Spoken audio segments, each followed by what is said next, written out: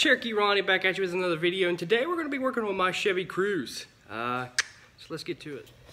This car has 60,000 miles on it. It's 2013, and as you see, this is the thermostat, and this is the housing, and this is your heater core hoses and stuff, and this is your hose, your radiator hose.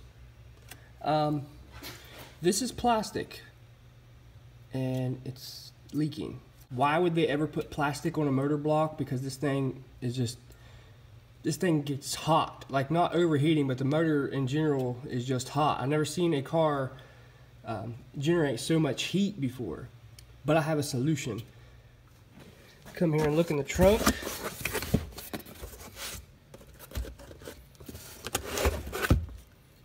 We have a metal housing. Comes with all your sensors and everything. Your gasket's already on there. Everything's already on there, ready to go. And this is a direct replacement. I got mine at Napa, so I'll give you the. It was made in China, but still, it's metal. It's a lot better than plastic. So I don't know if any of this stuff will help you, but as you can see, it is the same thing. It's no different. It's got the back hose back there. It's a direct replacement. It already comes with the thermostat on it, and as you can see, you can actually take these sensors out.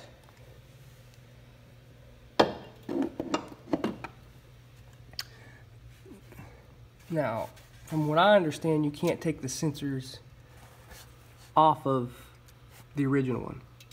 So I'm just going to go ahead and take the bolts off. You're going to have to unplug some stuff. I recommend taking your battery terminal off and then start unplugging stuff, and then we'll start taking it apart. These just push. You just push them and pop them out of this. Slides on there. Okay.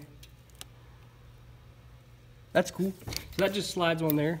So after you pop that out, you want to unplug this. You should be able just to press down on this tab, push forward, then pull.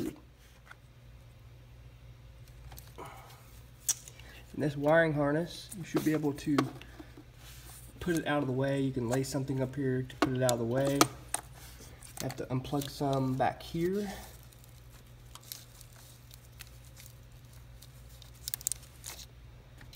There's a little tab on there. Just push it just like you did the other one. It should pop right off. A little tab on it too that comes from back there. Just kind of want to lay that out of the way. I don't know why this was bent. This was bent back. That has to be up out of the way. But you gotta go ahead and take this nut off.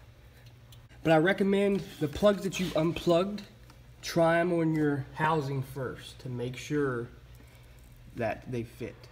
I don't know if I can really get a shot. There's a little piece right there, which is this piece.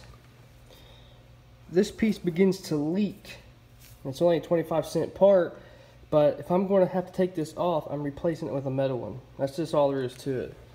So if yours is leaking a little bit, like mine is back here, spraying up, as you can see, it's leaking.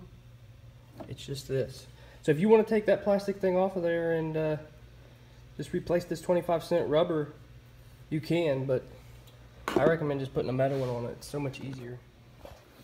So this is your vacuum. As you can see, we got it stripped down bare. I'm just going to bolt these bolts, and it comes right off. Take these hoses off first, and we should be good to go. Got to unbolt this too. It's underneath the hose right here. And this thing is your vacuum piece that I was talking about. It has a little clip, so don't pull up on it. Push over because it looks like this. Don't be stupid like me and push it that way and it goes down in the well down there, and it took me forever to find. But this is what it looks like. You just scrape all the bad stuff off of it. I'm going to put a little bit of sealant around that because I don't like how that seals, because it's just a little gasket. I don't like that. But pretty self-explanatory. Going to put it back on, hook everything back up. You just reverse everything you've done. So we're going to take a look at this. This is your thermostat. This is plastic. This is legit plastic. This is plastic. And this is what was leaking.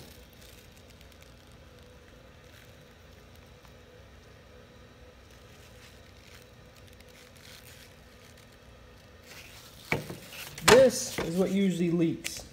This seeps. So, yeah.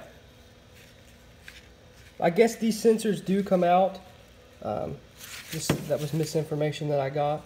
But yeah, I don't really care about it because it's plastic. Then you want to go ahead and run your antifreeze, turn your heat on high, the defroster, turn everything on high, and just check for leaks.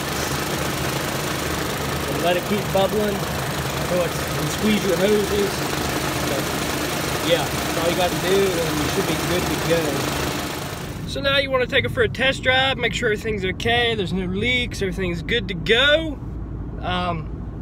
It's a bad design is what it is. This car is a throwaway car like the Cavaliers were and the Cobalts. They use O-rings for everything, and they don't last very long, and it's just junk. And this car was made cheaply, and it's just the way this car is.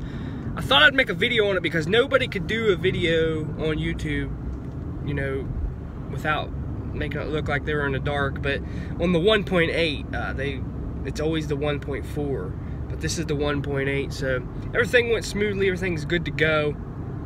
Hope you guys enjoyed this video. It's something different, but I figured I'd record it to give you guys some content, and plus maybe it could help somebody that has a Chevy Cruze. This is a 2013, it probably applies to other models too. But if you guys enjoyed this video, give it a thumbs up. Don't forget to hit that subscribe button. I'm Cherokee Ronnie. Stay dirty, my friends.